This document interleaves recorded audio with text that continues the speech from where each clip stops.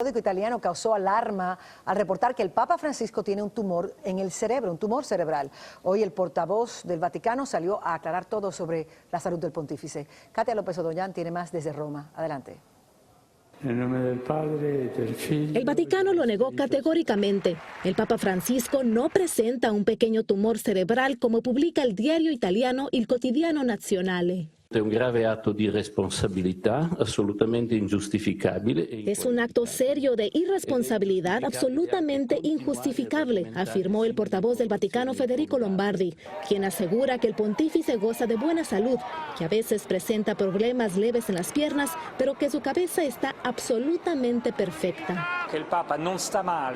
Y es que algunos medios, como dice este vaticanista, interpretan el reporte como una forma de desacreditar al Papa. Es un modo político di dire il Papa sta fuori di testa.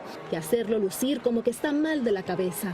Estos días el Papa Francisco está encabezando el Sínodo de la Familia aquí en el Vaticano, donde se buscan algunas reformas con las que algunos cardenales muy influyentes no están de acuerdo.